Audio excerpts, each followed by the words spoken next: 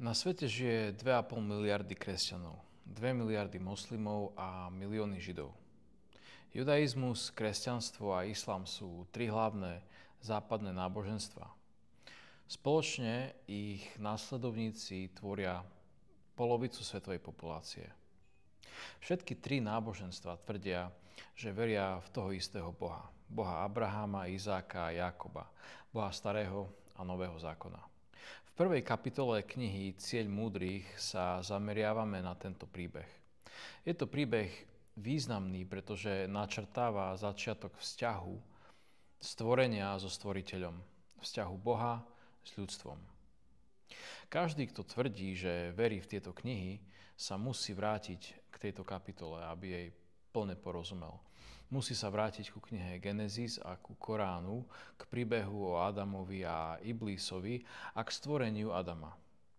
Ak existuje stvoriteľ, čo od nás chce, ako ho môžeme spoznať, ako zistíme, čo si praje. Boh ustanovil Adama za vládcu zeme. Keď porovnáme príbeh v Biblii a v Koráne, zistíme, že Boh stvoril Adama a ustanovil ho nad celým stvorením. V Biblii ho Boh učinil kráľom nad zvieratami a bytosťami zeme. V Koráne z neho Boh urobil kráľa nad anielmi a prikazuje im, aby sa mu klaňali. Boh hovorí: veru, ustanovujem na zemi kalifa, a vdýchne do Adama svojho ducha. Adam je teda vyvolený. Vzťah medzi Bohom a ľudstvom sa začína láskou a ustanovením. Po jasnom vyjadrení svojho zámeru Boh vyhlasuje: veru, ustanovujem na zemi kalifa, a pred celým stvorením a anielmi vymenúva Adama. Potom Boh učí Adama mená všetkých vecí a dáva mu poznanie o sebe, pričom mu prikazuje pomenovať zvieratá a všetko ostatné. Adam nedostáva len poznanie o Bohu, ale aj zákony, ktoré od neho stvoriteľ očakáva, že bude dodržiavať. Dodržiavanie týchto zákonov je rovnocenné tomu, ako keby vládol sám Boh prostredníctvom Adama. Rovnako ako miestodržiteľ menovaný cisárom uplatňuje cisárove zákony, Adamovo ustanovenie znamená Božiu vládu nad zemou.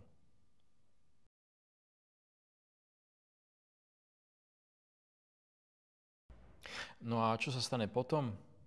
Niekto nechce, aby Boh vládol, a tým niekým je vysoko postavený anjel Lucifer, tiež známy ako Iblis. Boh prikazuje anjelom kláňať sa Adamovi a zatiaľ čo všetci anjeli posluchnú a urobia to, Iblis odmieta. Verí, že je Adamovi nadradený, pretože bol stvorený z ohňa, zatiaľ čo Adam bol stvorený z hliny.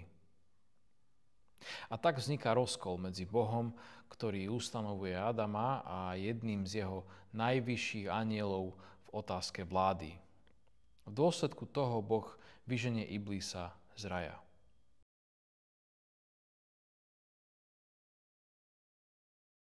Boh potom uzavrie zmluvu s Adamom. Dáva mu prikázanie: buď plodný, množ sa a naplň zem. Zakazuje mu však jesť z konkrétneho stromu, ktorý je však alegorický. Príbeh o strome, ako sa vysvetľuje v ústnych tradíciách Mohameda a jeho rodiny, je symbolický. Keď sa ich opýtali, aký druh stromu to bol, odpovedali, že to nebol obyčajný strom, ale niečo oveľa hlbšie.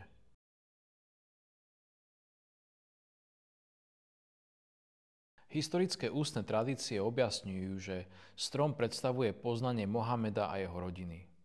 Tento strom sa týka potomkov Mohameda, ktorí sú vyvrcholením rodovej línie všetkých prorokov, počnúc od Fátimy cez imámov a Mahdijov.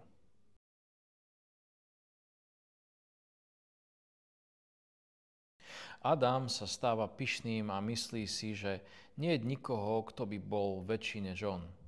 V tom okamihu pýchy mu Boh hovorí, aby sa pozrel hore, kde Adam vidí mená Mohameda, Aliho a Fátimy napísané na Božom tróne. Adam je šokovaný, keď si uvedomí, že jeho meno medzi uvedenými menami chýba. Táto skutočnosť vedie k závisti v Adamovom srdci, pretože túži po hodnosti Mohameda a Aliho. Keď sa dozvie, že Boh stvoril ženu, ktorá je lepšia ako jeho manželka Eva, Adam po nej zatúži. Eva sa tiež stáva závislivou voči Fatime, čo vedie k ich vyhnaniu z raja.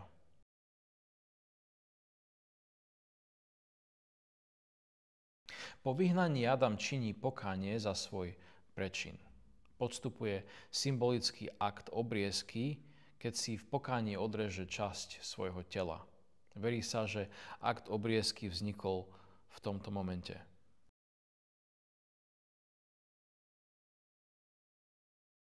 Príbeh pokračuje tým, že Eva stretáva satana, ktorý ju zvádza, čo vedie k narodeniu Kaina, ich prvého syna. Adam a Eva neskôr majú druhého syna, Abela, no a títo dvaja synovia predstavujú začiatok dvoch veľkých rodových línií. Kain, ktorý predstavuje líniu satana, a Abel, ktorý predstavuje spravodlivú líniu Adama a Evy, nesúcu Božieho ducha. Keď Boh vyberie Abela ako Adamovho nástupcu, Kain sa stáva závislivým a zabije svojho brata, čím spácha prvý zločin na zemi. Tento čin vraždy znamená začiatok hriechu na svete, pričom všetky následné hriechy majú svoj pôvod v Kainovi.